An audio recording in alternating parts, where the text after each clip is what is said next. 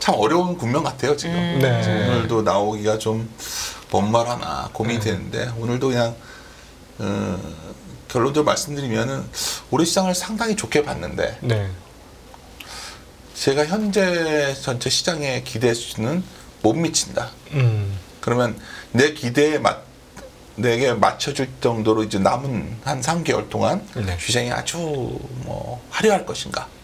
결론은 그렇진 않을 것 같아요. 그러니까 이유는 여러 가지가 이제 뭐 오늘 뭐 이런저런 그림을 가져왔는데 네. 결국 주시장을 바라보는 핵심 관점은 결국 여러 가지 매크로 변수를 보면서 우리나라의 기업들의 실적이 좋아지냐, 그러니까 좋아지는 기대 수준은 어느 정도고 주가는 그럼 어느 정도 기대를 맞춰가냐가 중요하다 본다면 지금 내년도에 대한 기대는 매우 높은데 실적들이 네.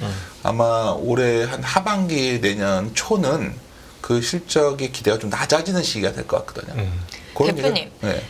매달 말일에 이렇게 출연을 하셔서 그랬어요? 예 그러셨더라고요. 그랬어요? 그래서 시장이 한 달 동안 어떻게 움직였는지 그리고 또 앞으로 어떤 섹터들이 유망할지에 대해서 아이디어를 항상 주셨었는데 네. 지난달에는 분명히 지금은 투자를 할 시점이다라는 뉘앙스로 말씀을 하셨던 걸로 기억을 하거든요. 그렇죠. 관점이 좀 바뀌신 거네요. 아니 아픈 데를 찌르셨는데 요번 달에 이렇게 시장이 재미없을지 몰랐다니까요. 그러니까 뭐 어떻게 보면은 약간 시장에 대해서 낙관적 기대를 올해 잘 끌어왔다고 봐서 더 네. 강하게 생각했는데 그 기대보다는 못 미치니까 아마 저도 이런 말씀부터 시작을 하겠죠. 근데 사실 미국은 네. 우리 그룹장님께서 예견하셨던 만큼 시세가 나온 게 아닌가 하는 생각도 그렇죠. 들어요. 거기 시세가 상당히 많이 나왔고 한국은 그거에 비하면 갈 듯 하면서 조금씩 덜 가다가 조정받을 때 같이 조정을 받으면서 7, 8월에 뭐 조정을 지금도 받았어요. 지수만 놓고 보면 그렇게 뭐 나쁜 상황은 아니죠. 그렇죠. 근데 여기서 반문을 해야죠 우리가. 네. 과연 한 달 동안 주식 수익 내기 쉬웠을까 생각하면 매우 어려웠을 장이에요. 네. 왜냐하면 뭐 올라갈 것 같으면 빠지고 무너질 것 같으면 또 돌아서고 네. 이게 반복되고 있는데 그만큼 여러 가지 지표들이 혼조되어 있는 상황이거든요. 그래서 네. 몇 가지 좀 풀어보면 결론은 결국 저는 올라간다요 일단. 그 뭐 다음 달 실적이 이제 10월에 나올 텐데 그때까지는 여전히 기대감이 유효될 것 같은데 네. 아마 그 이후에 연말 연초가 좀 약간 부담스럽다 그 말씀 드리려고 하는데 먼저 그림 하나 볼게요. 네. 정말 많이 보여드리는 그림이죠. 뭐 제가 오랫동안 뭐 리서치 할 때부터 보던 그림인데 그러니까 한 배를 넘어선다면 경기가 매우 좋아져야 넘어서는 건데 네. 한 배 넘기는 참 만만치 않은 것 같고 네. 심지어 최근에 보면은 한 0.95배 레벨 4분기 자본총계 넣으면 한 2660이거든요. 네. 요 사이 정도가 현재 굉장히 한계가 되고 있어요. 그래서 저번처럼 우리가 2011년 상반기처럼 경기마저 확 좋아지면 한 1.1배까지 가거든요. 2배, 3배까지도. 네. 이거는 기대하기 쉽지 않다는 거예요. 이번에 네. 그렇죠. 그러니까 그걸 말씀드린 겁니다. 그러니까 이번에는 한 요 정도가 한계구나. 한 2,600에서 2,700 뭐 이 정도가 좀 만만치 않겠구나. 왜 네. 그럴까 생각해보면 이제 좋은 얘기부터 풀죠. 일단은 저는 9월 달에 뭐 이거 좀 항상 뭐 틀리는 거지만 연준이 이제 금리는 좀 멈출 것 같아요. 네. 네. 여러 가지 상황이 뭐 이번에 졸트가 잘 나온 것도 있지만 그거보다 결국 최근에 미국의 서비스 물가도 상장이 ISM 서비스가 안정돼 있고 코빗이 내려오고 있거든요. 네. 굳이 여기서 막 금리를 올릴 것 같지는 않고 또 무브라는 변동성 아시잖아요. 네. 이것도 굉장히 안정화되고 있어요. 네. 그러면 지금 최근에 결국 우리가 주식시장에서 가장 두려워하는 게 야, 이 금리 어디까지 치솟을지 몰라 이 불안이 좀 있었는데 네. 그 진정되면서 변동성에 대한 위험 관리 이 분위기는 좀 벗어나기 시작했다. 네. 그래서 이 부분은 단기적으로 좀 긍정적이죠. 특히 이제 졸트 이걸 보면 여기 참 해석이 분분할 것 같아요. 네. 저도 이 그림을 딱 보시면 딱 잘 안 보시면 뭘 느끼셔야 되냐면 이게 너무 높았던 거예요. 그렇죠. 생각해 보세요. 이게 뭐 상식적으로 구인과 실직의 비율이 2가 넘어서 2에 근접했거든요. 네. 그럼 쉽게 말해서 놀고 있는 사람 실업자 한 명당 일자리가 두 두 개씩. 개가 있었던 거예요. 네. 그러니까 원래대로 하면 요 정도가 평균 레벨이었어요. 이제 보면 한 0.5에서 0.6 옛날에. 오히려 항상 직장이 부족했었죠. 그렇죠. 예, 이게 사람이 근데 뭐 남았고. 이게 정상은 아니겠지만 여기 두 가지 해석이 된다는 걸 말씀드리는 거예요. 그러니까 제가 이렇게 좀 모호하게 말하는 것 같은데 이게 내려와도 상당히 높은 구인 자리가 있으니까 경기가 좋은 거야. 이렇게 해석할 수도 있겠죠. 네. 근데 제가 보기엔 일단 내려오기 시작했다는 거는 그만큼 지금 굉장히 뜨거운 고용을 전제로 어쩌면 경기가 생각보다 매우 좋은 거 아니야? 미국이 이렇게 달려온 건데 그 모멘텀은 분명히 꺾인 거거든요. 네. 물론 높은 수준을 좋게 보시는 분도 있겠지만 저는 한번 좀 생각을 해보게 된다는 거죠. 미국마저도 약간 엔진이 식고 있다. 예. 두 번째 그림은 이게 이직 및 퇴사인데 하여튼 내려와요. 그래서 이제 이 첫 번째 뭐냐면 지금까지는 이걸 보시다시피 나쁘면은 좋다고 해석했어요. 네. 나쁘면은 이제 어떤 거죠? 이게 결국은 금리가 더 안 올라가고 진정되고 인플레가 잡히고 있지만 혹시 이 국면을 좀 넘어가서 연말 연초에는 나쁜 거에 나쁘다고 해석할 수도 있는 거죠. 이제 그러니까 진짜 경기가 냉각됐네. 이제 이렇게 되면은 반등이 잘 될까? 지표가 나쁘게 나오면 앞으로 더 나빠지는 거 아니야? 이런 생각을 한다는 거죠. 진짜. 그렇죠. 이제 매드로 해석이 될 거다라는 말씀이신 거죠? 그러니까 원래 인플레가 떨어져 금리가 내려오면은 하여튼 그러면 뭐 아주 베스트한 우리가 아름답게 꿈꿨던 골디락스였는데 네. 경기가 좀 나빠지면서 금리가 내려오나 이 생각을 하게 됐어요. 저도 왜냐하면 왜 이렇게 우리나라 같은 데가 약하지? 한국이 미국이 아니라 도대체 네. 왜 이렇게 약하지? 왜 이렇게 뭐 유럽도 안 좋지? 중국은 왜 저렇지? 그런 이 생각을 할 수 있지 네. 않을까요? 그래서 이제 미국만 보고 해석할 수는 없는 상황이 온 거죠. 그래서 이제 뭐 이것도 보여드리면 일단 단기적으로 좀 올라온다 말씀드리니까 금융 컨디션 인덱스 좋아지고 하이힐드도 내려왔고 뭐 모든 거는 지금 당장 무너질 가능성 매우 낮아요. 네. 그러니까 여기서 잘 어떻게 수익을 한번 더 내셔야 된다 말씀을 드리는 건데 이제부터 좀 본격적으로 얘기를 할게요. 근데 이제 저는 9월에 이제 금리가 멈췄을 때의 상황에 대한 고민이 이제 우리가 해야 되는데 이미 미국은 이 보다시피 명목 성장률 2분기 명목 GDP 연율화 시킨 거예요. 연율화 시킨 거. 연율화 시키면은 사실 2분기에 얼마까지 좋아하냐면 4.7이에요. 성장률이. 그렇죠. 연율화 시킨 거. 네. QOQ로. 네. 그러면 1분기가 6.1이었으니까 정책 금리 5.5에 비하면 뭐 어렵게 생각하지 말고 그냥 5.5보다 낮아졌잖아요, 이미. 네. 그럼 실질 금리가 플러스가 된다는 그렇죠. 얘기죠? 이거는 뭐 언제 미국이 연준이 금리를 멈춰도 상관없는 상황이 온 거죠. 네. 그래서 저는 9월에 일단은 멈출 것 같다는 생각이 들 것 같고 2024년에 미국의 실질 GDP가 1.1이에요. 1.1. 그럼 물가 4% 감안해도 네. 명목 정책 금리를 하회하는 명목 성장 아니에요. 네. 이미 그러니까 어떻게 보면 뭐 어떤 금리 인하냐 아니냐 문제가 아니라 이미 적정 수준의 금리는 왔기 때문에 이게 논쟁될 것 같지는 않아요.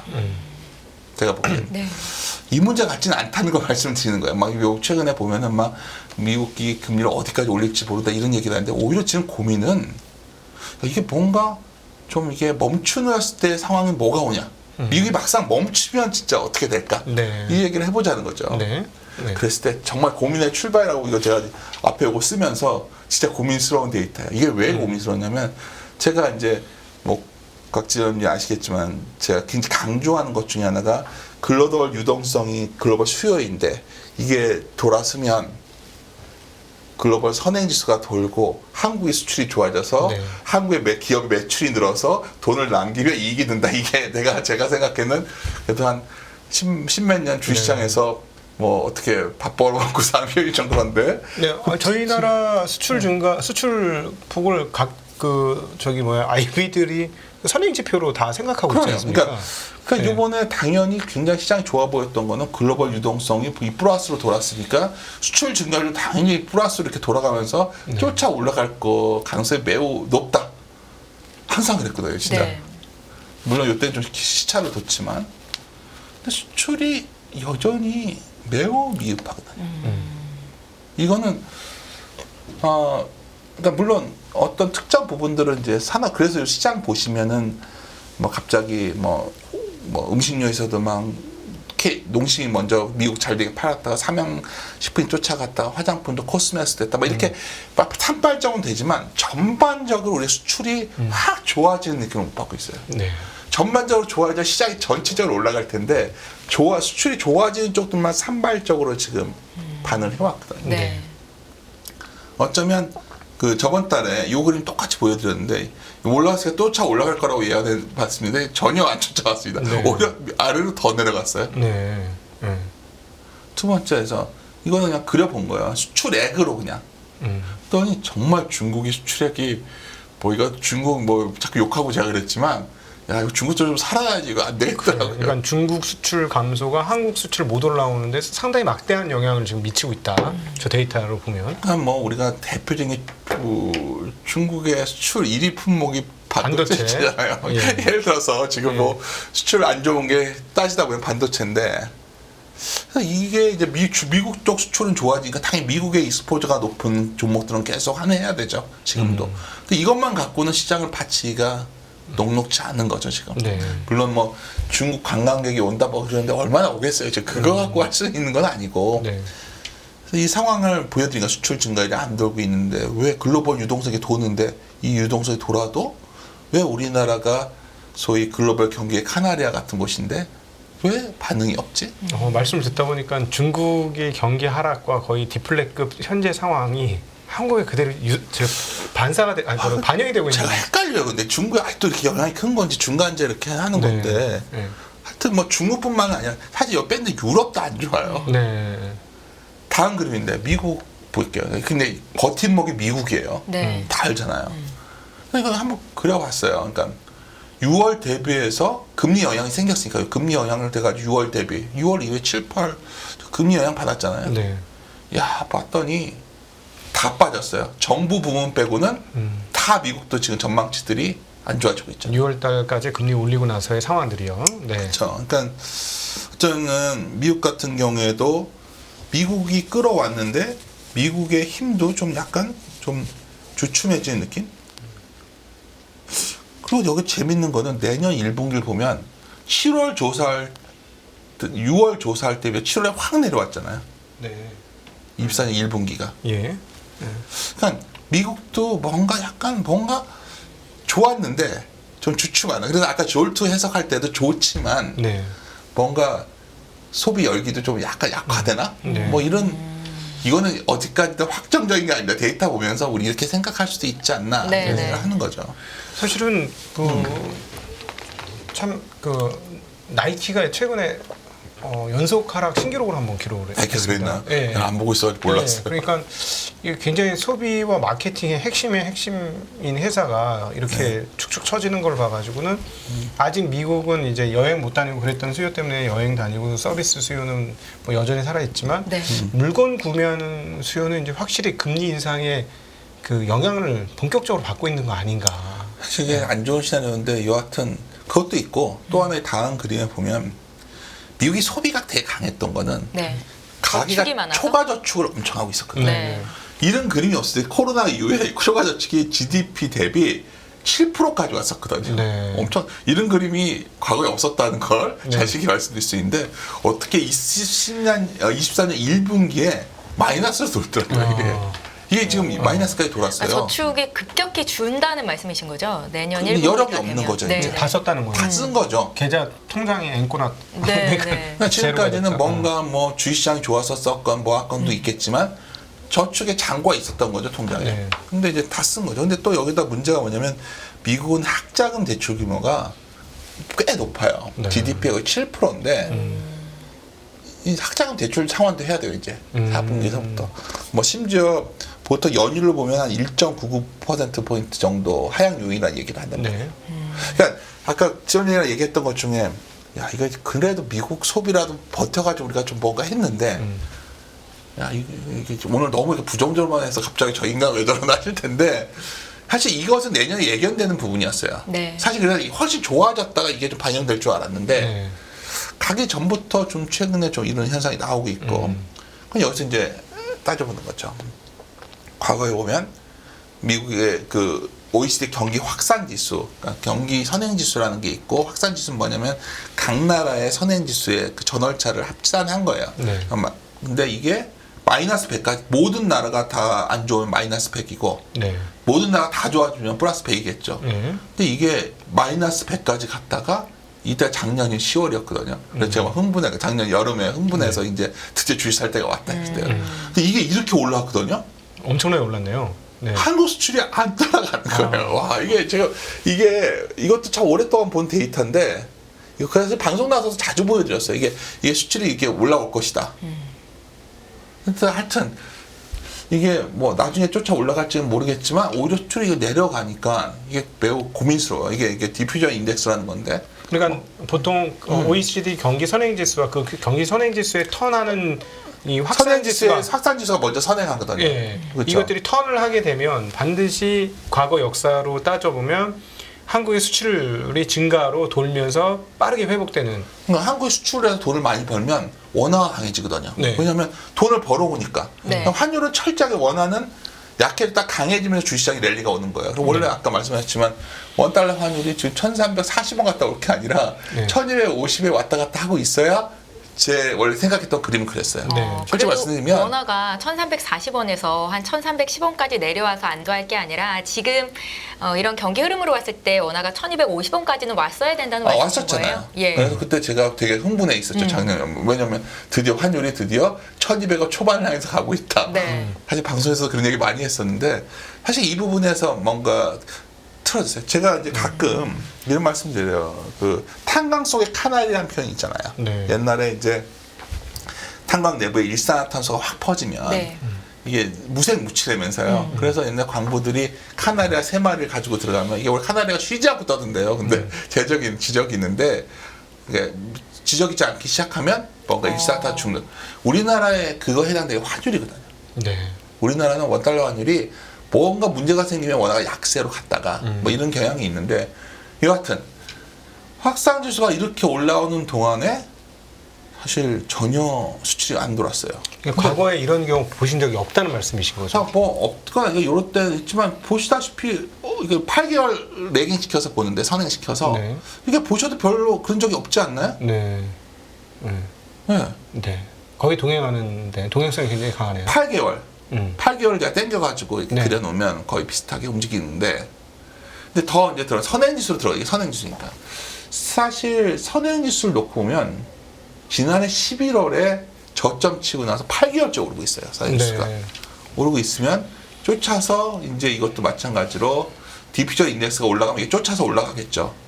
아까 방금 전에 이 디퓨저 인덱스가 올라갔으니까 선행지수가 이제 올라갈 거예요. 네. 근데 제 생각인데 지금 8개월 정도 올라왔는데 내 생각에는 경기 확장 지수가 경기가 이 선행지수 기준으로 연말 연초에 약간 불안한 탑이 나올 수도 있다는 거죠. 네. 사실 여기 있을 때는 각자님 되게 편하게 우리가 지를 그렇죠. 수가 있는 타임이죠. 그렇죠. 근데 어느덧 이게 여기 와 있다니까요. 그러네요. 여기 와 있는데 지수가 이거밖에 안 와 있는 게 매우 저는 좀 네. 아쉽다. 하지만 나라별로 봤더니 이게 전월차로 합산한 거니까 하여튼 유럽 뭐 이런 것 하여튼 경기 확산지 자체를 끌어내린 거는 유럽이에요. 네. 그리고 일단 그러면 여기 상식적으로 생각해 보죠. 뭐 연준보다 어떻게 됐던 간에 더 늦은 시점에 금리 인하하지 않겠어요? 네. 그러면 그만큼 경기 방도도 더 느려지겠죠. 얘네들은. 네. 그래서 제가 이 부분이 결국은 연말 연초에 이거 얘기가 나올 확률이 있다. 그러니까 지금 고민하실 게 아니라 이러한 소위 사이클적으로 보면 요 상황이 다가오고 있는 건 알고 계시라는 거죠. 네. 그러니까 종합을 해보면 네. 지금 회복하는 국면은 맞는데 보통 회복하는 국면에서 나타났던 한국의 수출 증가율이 예상 대비 너무 적게 나오고 지수가 생각보다 너무 못 올라갔죠. 네, 그러니까 사실은 원래 이쯤 되면 수출 증가율 더 많이 나오면서 그게 정상이었고 그렇다면 지수도 조금 더 올라가야 되고 당연히 한 배 정도 와 있었어야 되죠. 2,700 정도는. 네, 그러면 환율도 당연히 1,200원대 정도 와 네. 있어야 되는데 뭔가 어디서 문제가 생겼는지 수출 증가도 둔탁하고 네. 그러다 보니까 그 한국의 무역 수지나 이것도 여전히 8월쯤이면 턴을 할 줄 알았는데 완전히 둔탁하고. 그렇죠. 그러니까 여기서 이렇게 말씀드렸더니 그럼 안 좋다는 얘기냐? 그러니까 지금은 꾸역꾸역 어떻게 올라가고 있어요. 꾸역꾸역. 네. 근데 뭔가 시원하지 않은 거죠. 네. 근데 문제는 지금 꾸역꾸역 올라가는 것만 생각할 게 아니라 우리가 예를 들어서 작년 같은 경우에도 한 8, 9월서부터 사야 될 걸 고민해야 10월에 저점을 잡을 수 있는 거예요. 그렇죠. 그러니까 사람은 항상 미리미리 데이터의 사이클을 봐야 되는데 야 어느덧 데이터가 이 정도로 지금 굉장히 그러니까 익어버렸다? 네. 모든 것들이 좀 아쉬움 속에서 말씀드리는데 하여튼 이거에 대해서 고민을 하셔야 된다는 거죠. 네. 왜냐하면 이 다음에 이익이 어떻게 될지 나도 모르고 여기 아무도 모르는 거예요. 근데 여기서 이제 본격적인 본론에 들어가야죠. 결국 주식시장은 기업 실적의 방향성에 베팅하는 건데 네. 일단 내년도 경제 성장 전망치 보면 뭔가 하향되고 있어요. 2024년이. 네. 그거는 뭐 좀만 뒤져보시면 IMF 경제 성장 전망치 4월 전망 대비해서 보시면 그냥 다 꺾이고 있어요. 네. 근데 이제 본론 들어가면 아까 이제 수출 증가율, 여기가 수출 증가율이에요. 이거와 매출 증가율, 우리나라 매출 증가율을 그냥 회기선, 아주 심플한 거잖아요. 이게 회기선인데 이렇게 떨어져 있어요, 지금. 올해 3분기가. 2분기가 여기 있어요. 야, 이거는 결국 2011년에 보면 이렇게 다 떨어져 있다가 결국 시작을 충족 못했던 거거든요. 지금 너무 높게 있다는 거죠. 매출 그렇죠. 증가율이. 이게 요 수출에 비해서 매출이 훨씬 과대평가되어 있는 거예요. 지금 선은 현재 그 우리가 회계선. 하고 있는 그 지금 수출 흐름이고 수출 증가율. 증가율이고 그 여기 점이 찍힌 매출 거는 증가율. 매출 증가율 점 찍힌 건 기대값이고. 그렇죠. 네. 매출 증가 원래 이렇게 가치가 그러니까 이게 회기선이고 여기서 얼마 벌어지는 정도를 보는 거잖아요. 네네. 이거 근처에 있으면 뭐 합리적으로 추정되고 있을 텐데 너무 벌어져 있잖아요. 그러니까 둘 중에 하나는 뭔가 틀어질 수 있다는 말씀이신 거죠. 근데 여기 확실히 나온 건 수출 증가율이잖아요. 그렇죠. 그거는. 이거는 안 나오는데 안 나오는 거에 비해서 너무 실적이 잘 나오는 거로 나오잖아요. 네네네. 분기 실적이니까 이거는. 네. 그러니까 결론적으로 말씀드리면 매출에 대한 전망치가 과다 개선돼 있다는 확률이 매우 높다는 거죠. 그러니까 합리적 추론이 가능한 거죠, 이거는. 그거를 이제 현장으로 돌려서 생각을 해보면 지금 반도체가 너무 안 좋지만 좋아진다. 지금 다들 좋아진다고 생각하고 좋아지죠. 있으니까 좋아지는데 엄청 좋아질 거라고 생각하는 엄청 거예요. 좋아지지 않을 수 있는 거죠. 그런 거죠. 꼭 반도체뿐만 아니라 여러 가지 산업에 해당되겠죠. 네. 엄청 좋아질 거라고 생각했는데 실제로 뚜껑을 까서 내년도 즈음 어디 지점에서 보면 생각보다 그만큼 기대했던 것만큼 데이터가 안 나올 거다. 그러니까 참 이게 어려운 건데 뭐 이게 뭐 수출 증가율이 왜 이렇게 질문은 여기서 시작한 거예요. 수출 증가율이 도대체 왜 이렇게 약하지? 그러니까 우리가 수출 증가율의 프락시로서 아까 글로벌 유동성도 받고 글로벌 디퓨전 인덱스도 받고 근데 이거는 결국 뭘 본 거냐면 이게 좋아지면 글로벌 유동성이 풀려서 수요가 살아나고 글로벌 경기가 돌아서면 한국은 수출이 늘어날 거야라는 걸 전제가 돼서 수출이 늘면 매출이 늘 걸 전망치 막 넣은 거예요, 사람들이 지금. 네. 근데 일단 수출이 안 나오니까 여기서 매출 전망치가 수정돼야 되지 않을까요? 그게 올해 연말에서 내년 초 아닐까 하는 생각이 드는 거죠. 네. 이거는 뭐 제 생각일 뿐입니다. 네. 아니, 사실은 근데 지금 8월달 중순에 수출입 동향 보고 이랬거든요. 왜 아직도 이거지? 저 비슷한 네. 반응을 하셨네. 저도 네.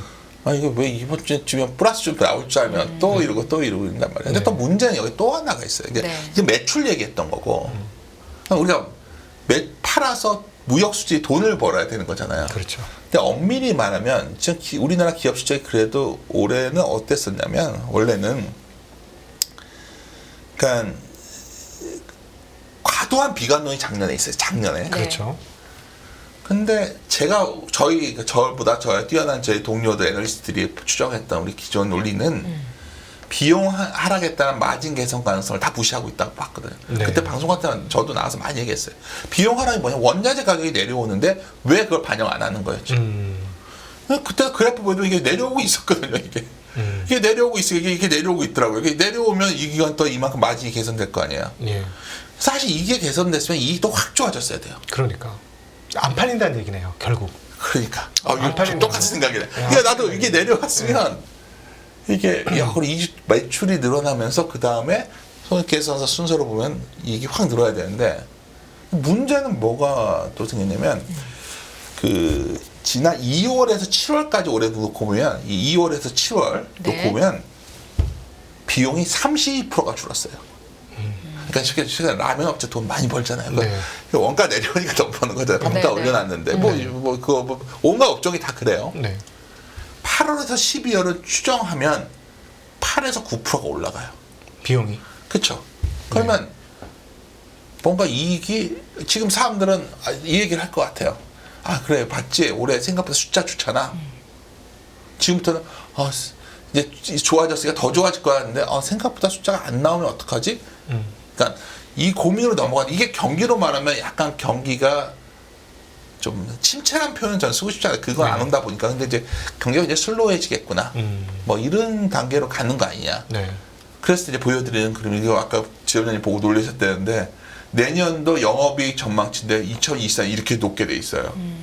정말 깜짝 놀랐습니다. 저걸 보고. 네, 증가율로 보면 숫자를 보고 증가율이 믿을 수가 없었어요. 53.2%예요. 현재 전망치가. 네. 근데 이게 지금 왜 이게 중요한 거냐면 3분기 실적이 딱 나오고 나면 뭐가 나올 거냐? 포워드 EPS를 네. 계산하면 내년 게 확 들어와요. 계산할 때. 아시죠? 그게 네. 전에 한번 설명드렸는데 그래서 엄청 개선된 이익을 기준으로 뭐 이익이 좋아진다 얘기를 할 텐데 이게 미심쩍다는 거죠 지금. 이익이 이렇게 이거 들겠냐. 보면은 그 올해는 대략 한 200조 원 수준의 그 영업이익을 계산했는데 내년에 얼마를 계산하면 거의 300조 원 수준의 이익을 계산해서 그렇죠. 영업이익 계산해서 300조면 신기록인데 그럼 엄청 좋아야 될 텐데 그럼 사실은 지금부터 이후는 시동을 걸어야 되는 거죠. 내년 300조를 하려면 지금부터 저는 시동. 원래 어떻게 생각했냐면 네. 뭐 이렇게 고백하고자 하는데 이 정도는 안 나오지만 근데 이거보다는 한 20-30%만 늘어가는 이익이 나와도 장은 폭발하는 거예요. 네. 근데 이게 너무 그러니까 지금 정도가 돼서 수출 증가율이 확 좋아지고 있는 거 보였다면 그 기대감이 확 무너지지 않았을 거예요. 네. 근데 야 이건 도대체 왜 이렇게 그러니까 별거 아니에요. 그러니까 수출 증가율이 똑같은 20일 지나가도 이거 왜 이번 달 또 이러지? 또 이러지 진짜 반복되고 있는 상황인데 근데 전망치는 이렇게 높여놓은 거예요 다들. 네. 그래서 계산을 해보시죠. 그래서 아주 산수를 하겠습니다. 산수. 네. EPS, 포워드 EPS는 이제부터 2024년에 가중치가 막 높아져요. 네. 그래서 이게 올라오는 거예요. 네. 사람들이 시장에서 여러 가지 LSA 자료를 보시면 내년 포워드 EPS가 올라온다고 되어 있는데 이것 때문에 올라오는 거예요. 네. 그러면 여기서 이제 아까 들어가서 처음 그린 돌아 생각해 보십시오. 만약에 요거 리본을 잠깐만 죄송합니다. 매출 전망치부터 빗나가기 시작하면 네. 그 다음에 이익 전망치도 빗나가면 네. 전 막대가 확 내려오지 않을까요? 그렇죠. 그 기간이 좀 필요하다고 보는 거예요. 결론적으로 이게 올해 연말 내년 초가 아닐까 싶어요. 이게 좀 내려와 줘야 네. 시장은 아 그래 그럼 이렇게라도 좋아진다는 눈높이가 되면 실적이 나와도 아 이거 실망이네 하면 주가는 별로거든요. 그렇죠. 네. 이게 좀 내려와서 근데 이거의 기간은 내가 알 수는 없지만 네. 근데 3분기는 그 상황은 아니에요. 3분기는 좀 올라가는 시간이 나오잖아요. 네. 그럼 3분기 실적 어떻게 나오겠어요? 내년 거 실적 땡겼으니까 되게 전망이 좋게 나오지 않겠어요. 네, 네. 그래서 10월 정도까지는 상당히 그래도 긍정적인 흐름을 가져가시는데 그 이후에 그냥 치고 나간다는 생각은 좀 조심하자. 그리고 내년 어느 시점에서 이제 또 하나 문제가 뭐냐면 사람들이 이제 금리가 이제 막 내려가면 엄청 주가가 올라갈 줄 생각하지만 일단 금리가 멈추는 순간 고민해야 되는 게 있어요. 한국 증시는. 네. 또 하나는 뭐냐면 아까 말씀드렸지만 이것도 잘 맞지 않나요? 그러니까 우리 글로벌 선행지수와 원화 보면 거의 비슷해요. 이건 진짜로. 예. 그래서 제가 환 예측하면 그냥 글로벌 경기 예측하면 되는 거고 수출 증가를 보면 똑같고 참 단순하지만 사실이에요. 네. 그리고 알아두시면 좋아요. 네. 그러니까 맨날 뭐 미국과 금리차 역전 막 이런 얘기 하시는데 언제 보는 거냐면 이럴 때예요. 중국 할 때 뭐 중국이 뭐 위기인데 뭐 안 터질 것 같아요. 그냥 고종이와 여신 비율이 너무 안정적이어서 뭐 네. 이런 것도 있고 부동산 높은데 하여튼 이거 빼고 이거는. 근데 문제는 이거야. 야, 깜짝 놀랐어요. 우리나라 지금 가계 DSR이 14%에 육박하더라고요. 그 높다는 말씀이신 거죠? 엄청 높은 거예요. DSR이 뭔가요, 대표님? 뒤에서 이렇게 말씀하시니까 갑자기 그 당황스러운데. 소득 대비 부채 그러니까 비율. 소득 대비 뭐의 부채 약자죠? 비율. 내가 갑자기 헷갈릴 때 레이쇼 근데 가계 부채가 굉장히 높아진 상태라는 그쵸. 말씀이신 네. 거죠? 네. 왜냐면 최근에 이게 어마어마하게 높아졌거든요. 근데 이렇게 되면 우리가 소비력도 없을 뿐더러 네. BOK 한국 내도 입장이 묘해질 수 있어요. 이제부터는. 이미 지난번 이창용 총재 발언 보니까 굉장히 좀 아니 의미심장한 이 정도 올라왔는데 어떡할 거예요? 이걸 제어해야 될 거 아니에요 지금. 그렇죠. 금리를 내리고 싶어도 내릴 수 없는 상황인 거잖아요. 한국은 지금 이 뭐 부채를 보면. 그런 것도 맞죠. 그것도 맞는데 하여튼 되게 정책 그러니까 개입하기가 되게 힘들어졌어요. 네. 근데 문제는 미국은 이렇게 안정적이에요. 그러면 사실은 한국의 원화가 참 이게 결론은 이제 아까 이제 수출 증가를 얘기를 했지만 그럼에도 불구하고 원화가 강해지면 좋겠는데 강세 요인이 잘 안 보이는 거지 지금. 그러니까 근데 그러다가 이제 요 그림을 이제 보여드리는데 원래 이렇게 돼 있으면 이제 달러로 환산해서 코스피를 보면 작년 10월이 저점이었던 건 잘 맞았는데 네. 이게 다시 좀 더 내려왔다 이러고 갈 수도 있는 거냐 이럴 때처럼 그렇죠. 네. 그럴 가능성도 있다. 근데 네. 문제는 이거예요. 제 생각에는 뭐 이것도 그 금리를 이렇게 올릴 때는 한국과 미국의 금리 차가 이렇게 벌어져도 별 반응이 없어요. 네. 과거 보면. 근데 내리기 시작할 때부터 반응이 오는 거예요. 왜 그럼 다시 한번 생각해 보자. 환율은 결국 글로벌 경기나 수출 우리나라 연동된다고 그랬잖아요. 우리나라 금리를 내릴 때가 되면 경기가 안 좋을 때겠죠. 그렇죠. 네. 그래서 막상 금리를 내리기 전에가 원화가 매우 약하거든요. 이렇게. 네. 쉽게 말해서 올릴 때보다 내릴 때 반응한다는 거야. 한국. 근데 돌아가는 게 딱 그런 느낌 아니에요. 그래서 내년 2월쯤에 한국은행이 금리 내리지 않을까. 지금 물론 그 이찬원 총재는 내린다 말 안 하겠지만 네. 네. 상황이 안 좋아져서 내릴 가능성이 있는 대표님 거죠. 말씀은 원달러 환율이 지금보다도 더 올라갈 수 있다는 말씀이죠? 그게 제일 두려워요. 솔직히 말씀드려서 최근에 1340원대는 정부 개입이거든요. 네. 뭐 이거 다 알려진 거잖아요 지금. 근데 혹시 1320원 이렇게 오겠지만 만약에 지금 말고 내년 초가 돼서 생각보다 펀더멘탈이 이렇게 좋지 않다 얘기가 나오면 원화가 한 번 더 약세로 가나? 이거는 아주 안 좋은 시나리오인데 그런 두 가지가 생겨요. 그럴 때는 또 엄청난 찬스가 오는 거예요 사실은. 네.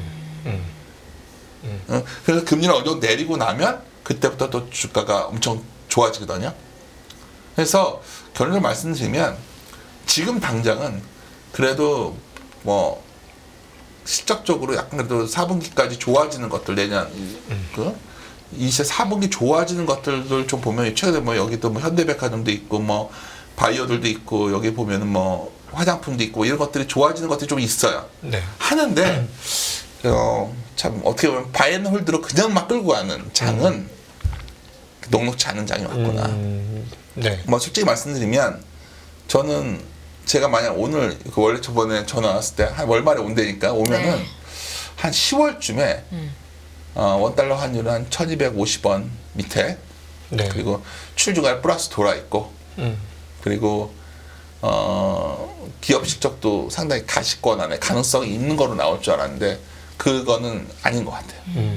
제가 오늘 말씀을 듣다 보니까 네. 역시 그런 그 예상을 빗나가게 하는 최대 변수 요소가 뭐냐, 요인이 뭐냐라고 생각해 보니까 저는 아무래도 중국 같아요. 저도 이걸 네. 그쵸 중국도 있고 미국이 너무 일방적으로 가는 것 같고 네. 그러니까 어쩌면 미국이 좀 지금 상황이 사실 미국이 심지어 뭐 경기가 마일드한 어떤 후퇴도 없을 거란 얘기까지 나올 정도로 좋았잖아요. 네. 아니 뭐 단적인 게 어제 졸트 나왔을 때 되게 웃기지 않으셨어요? 저는 야 이 데이터를 보면서 어떻게 좋게 볼 수도 있어요. 내려와 봤자 좋다고 할 수 있을 정도로 미국은 역사적으로는 매우 높은 상황이죠. 매우 높은 상황이죠. 네. 근데 심지어 미국 외엔 좋은 데가 없다는 게 그렇죠. 문제네요. 지금 미국에 말을 해다 보니까 예, 미국에는 좋은 데가 없는데 그러니까 만에 하나 지금 제가 이렇게 이 변수라고 말씀드리면서 질문을 드린 이유는 지금 8월 달 들어서 거의 매일같이 경제 관련 대책이 중국에서 나오고 있습니다. 그리고 주식시장 부양하려고 IPO도 이제 막겠다. 그 대주주 주식 파는 것도 막겠다. 이렇게 해서 어떤 식으로든지 금융시장 부양시키려고 갖가지 애를 쓰는 것들이 눈에 보일 정도로 계속 나오고 있거든요. 그러면 이게 언제쯤이 될지 모르겠지만 이렇게 파상 공세를 하면 시장에 한번 반응이 오지 않을까. 그러면 그래서 이제 중국의 뭐 CPI라든가 PPI 이런 물가지수가 플러스로 완전히 반등을 해주면 그때 되면 이제 수출 증가를 뒤늦게 거기서부터 우리가 회복이 되면 어떻게 그러면 될 이제 것인가. 우려와 달리 좋아질 수 있는 거죠. 좀 뒤늦게 우리가 예상했던 것보다 지연돼서 중국이 좋아질 그럴 경우는 수도. 지연돼서 좋아질 수는 있다 이 말씀이신 근데 거죠? 그러면 이제 문제는 뭐 아까 그냥 별거 아니다 넘어갔는데 네. 한번 보죠 이거를 이 중국 데이터를. 상황이에요. 그러니까 중국을 보면 어떻게든 부동산 비중이 GDP 25%예요. 너무 높아요. 너무 높은 이게 문제가 된 거예요. 네. 이게 문제가 됐다면 이것을 극복할 만한 정책이 단기적으로 참 쉽지 않은데 다행스러운 건 중국의 어떤 고정이하 여신 비율이 아주 뭐 지방은행 이런 것까지 네. 뭐 너무 높진 않아서 터질 것 같진 않지만 네. 터지지 않는 거지. 이거를 제어하는 동안 과연 경기가 이렇게 좋아질 수 없다. 조절할 수 있겠는가? 아니, 사실 그 생각이 커졌어요. 최근에 왜냐하면 유럽도 그렇고 왜 이렇게 약하지? 그만큼 체력이 안 되는 거죠. 네. 한국도 체력이 안 된 거예요 지금. 네, 네. 아까 한국도 뭐 이렇게 쉽게 말했지만 뭐 가계 DSR만 놓고 봐도 뭐 한국은행이 지금 제가 봤을 때 속으로 내년에 금리 내릴 것 같거든요. 이거 채권하시는 분들이 저한테 뭐라고 할지 모르지만 네. 이거 뭐 가계부채 막으려고 지금 금리 내리지 않는다고 얘기하고 있을 뿐이지 네. 내년 2월 주변에 내린다 이거는. 왜냐하면 그러지 않고는 지금 상황을 개선시킬 수 없으니까. 경기 상황이 계속 그럼요. 어려워질 수 있다. 네.